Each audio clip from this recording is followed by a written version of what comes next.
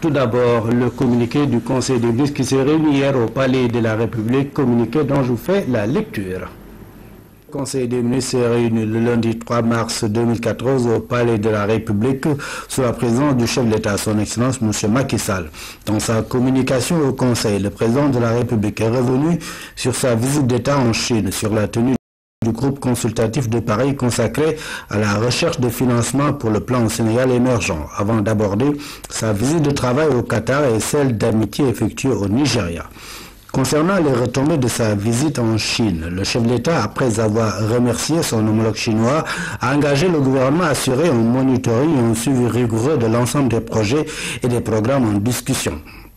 Abordant la rencontre du groupe consultatif de Paris, le président de la République s'est réjoui des résultats obtenus et a invité le gouvernement à expliquer au peuple le contenu du plan Sénégal émergent. Faisant la genèse du projet, le chef de l'État a félicité le groupe DISSO, le regroupement de compatriotes engagés et qui ont bénévolement apporté leur concours technique. Le président de la République a relevé le travail important abattu par le ministère de l'Économie et des Finances, le ministère de la Promotion des Investissements et les hauts fonctionnaires de ces deux départements. Il a félicité l'ensemble du gouvernement et les hauts fonctionnaires de l'État qui ont pris une part importante à la finalisation et à la présentation du PSE. Le chef de l'État a rappelé que la rencontre a été l'occasion d'un fort moment de démonstration et d'appropriation consensuelle du PSE, nouvelle vision stratégique du Sénégal partagée avec tous les partenaires techniques et financiers, les investisseurs privés, internationaux et nationaux qui l'ont approuvé à l'unanimité.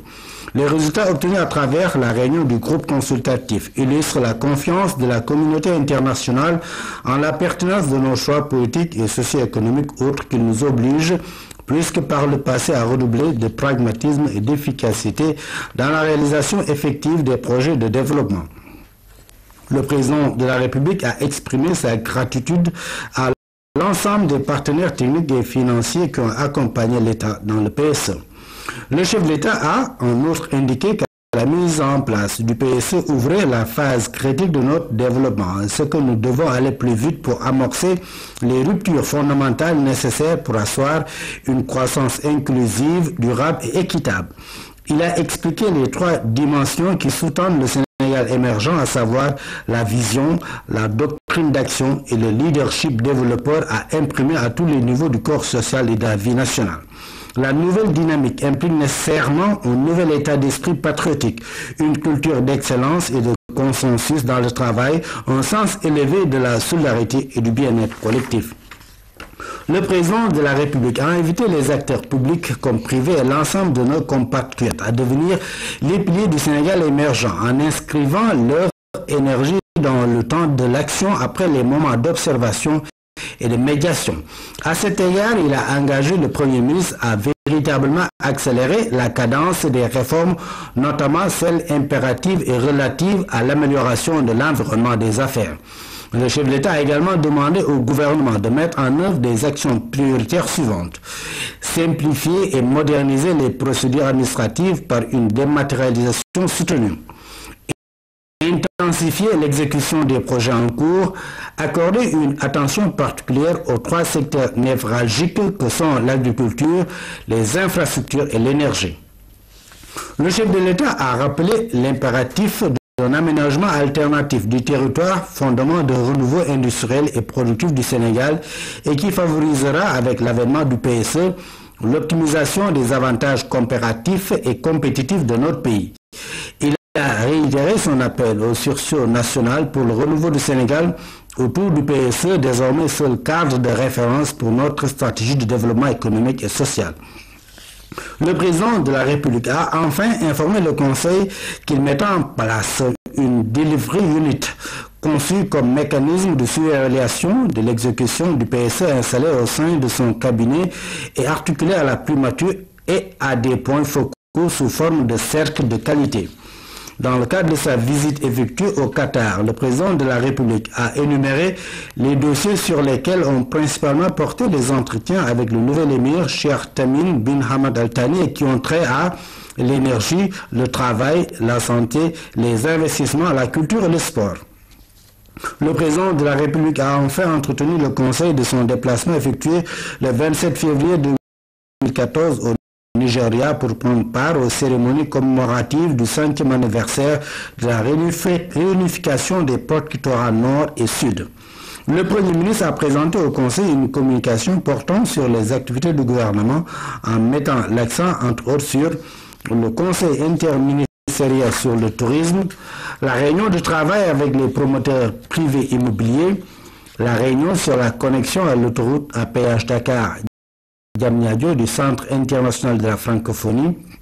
Auparavant, le Premier ministre a tenu, au nom des membres du gouvernement et en son nom propre, adressé au chef de l'État ses plus chaleureuses félicitations et exprimé sa grande fierté pour le succès retentissant de la réunion du groupe consultatif de Paris. Le Premier ministre a également relevé à travers les nouveaux engagements d'un montant cumulé de 3 927,4 milliards de francs CFA, largement au-dessus du gap de financement de 1853 milliards recherchés, la parfaite adhésion des partenaires multilatéraux et bilatéraux à la vision, aux orientations et aux programmes d'action prioritaires du plan Sénégal émergent. Le ministre de l'Économie et des Finances a, en complément de la communication du chef de l'État, marqué toute la satisfaction générée par la consistance des résultats obtenus à Paris, notamment en considération des montants annoncés, surtout du volume des dons, 28%, soit un peu plus de 1000 milliards de francs CFA.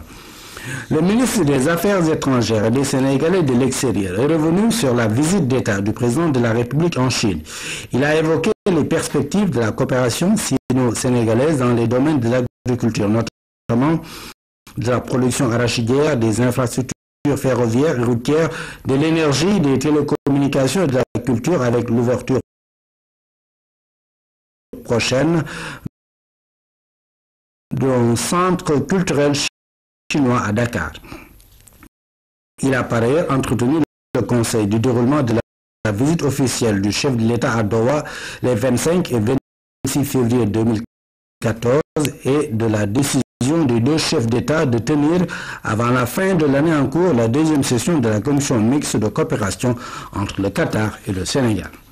Le ministre a enfin fait état de l'offre du gouvernement du Koweït de faire financer un ou plusieurs projets dont les études de faisabilité sont déjà faites par un fonds d'1 milliard de dollars créé par l'émir du Koweït et dont l'annonce a été faite lors du 3e sommet Afrique-Monde arabe tenu en novembre 2013.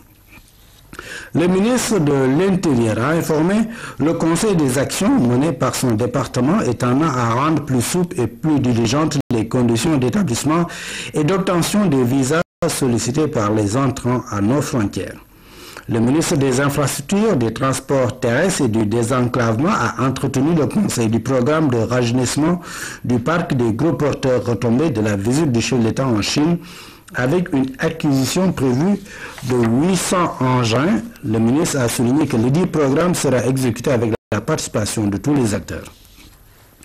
Le ministre de la Santé et de l'Action sociale a rendu compte au Conseil des mouvements sociaux enregistrés dans le secteur. Le ministre de l'Agriculture et de l'Équipement rural a fait le point au Conseil de l'évolution de la campagne de commercialisation en cours avec 259 000 tonnes d'arachides collectées. Le ministre de la Formation professionnelle, de l'apprentissage et de l'artisanat a informé le Conseil de la réforme du bac professionnel et technique qui sera éclaté en 34 brevets techniques supérieurs, BTS.